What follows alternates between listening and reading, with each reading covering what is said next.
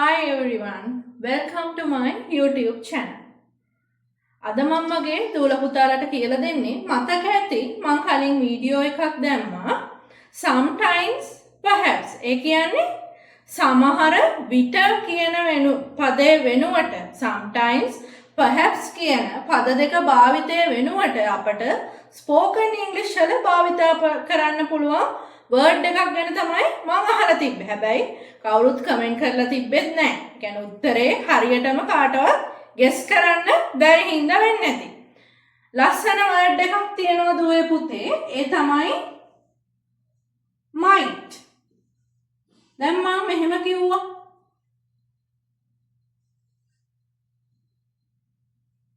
She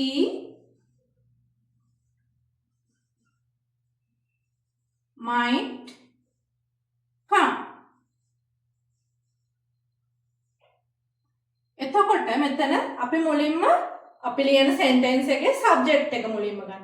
might කියන උපක්‍රියාපදයට පස්සේ අපි අනිවාර්යෙන් භාවිත කරන ක්‍රියාපදයක්. එතකොට ඒ ක්‍රියාපදේ අපි ලියන form එක එහෙම නැත්නම් අපි කියනවා ස්වරූපය.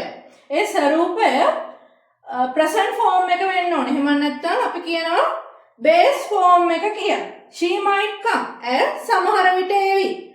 sometimes she come. ඇය සමහර විට ඒවි. ඒ කියනවා වෙනුවට she might come කියන එක භාවිත කරන්න පුළුවන්. එතකොට sometimes වත් perhaps වත් අපිට භාවිත කරන්න අවශ්‍ය වෙන්නේ නැහැ.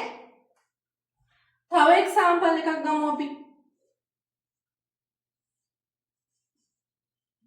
He might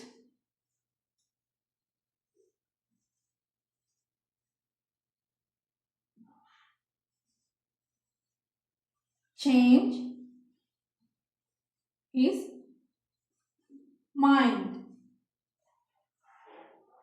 ඔහුගේ අදහස සමහර විට වෙනස් කරගෙන තියේවි.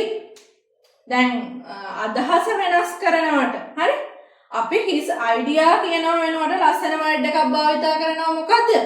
his mind කියන එක.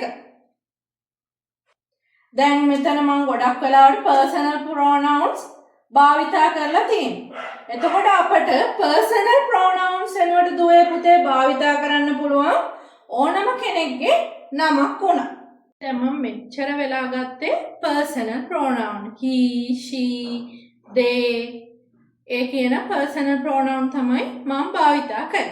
දැන් අපට ඕනම noun එකක් නාමපදයක් ගන්නත් පුළුවන් subject එක විදිහට.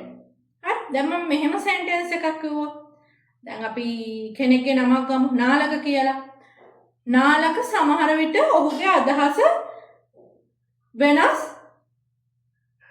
කරගනීවි.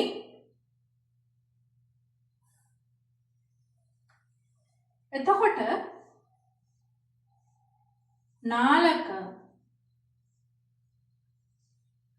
might change වෙනස් කරනවා. change his mind. දැන් ගොඩක් වෙලාවට දරුවෝ භාවිතා කරන්නේ his idea කියන. his idea කියනවට වඩා ලස්සන වර්ඩ් එකක් තමයි his mind කියන එක. තව එක්සැම්පල් එකක් ගත්තොත් principal එහෙම නැත්නම් විදුහල්පතිතුමා සමහර විට උදෑසන රැස්වීම අවලංගු කරાવી. කොහොමද ඒක කියන්නේ? සහ ලියන්නේ? Principal might සාමාන්‍යයෙන් අපි cancel කරනවට කියන්නේ postpone කියලා. postpone කියලා තමයි cancel කරනවට කියන්නේ. ඒ වෙනුවට ලස්සන වර්ඩ් එකක් භාවිත කරනවා call off කියන එක. හරි?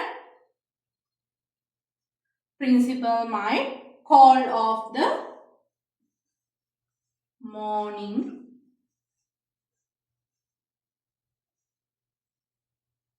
assembly.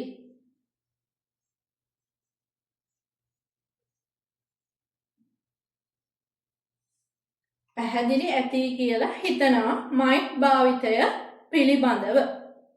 ඉතින් මං හිතනවා මයිට් භාවිතය පිළිබඳ පොඩි හරි අවබෝධයක් ගන්න ඇති කියලා. අපිට ගොඩක් වෙලාවට sometimes perhaps භාවිතා කරනව වෙනුවට ගොඩක් වෙලාවට දරුවෝ විතරක් නෙවෙයි වැඩිහිටියෝ sometimes එක්ක perhaps කියන පදේ තමයි සමහර විට කියන තේරුම දෙන්න spoken english වල ලියනකොට උනත් හරි written english වල උනත් භාවිතා කරන්න. ඉතින් ලස්සන පදයක් තියෙනවා might කියලා. ඒක might කියන පදය භාවිතා කරලා කතා කරන්න sentences ලියන්න. ඉතින් පොඩි හරි දෙයක් ඉගෙන ගත්තයි කියලා මම හිතනවා. මගේ වීඩියෝ එක හොඳ නම් මම උගන්වන දේවල් තේරෙනවා නම් මගේ channel එක subscribe කරන්න chat with Milupa. Thank you.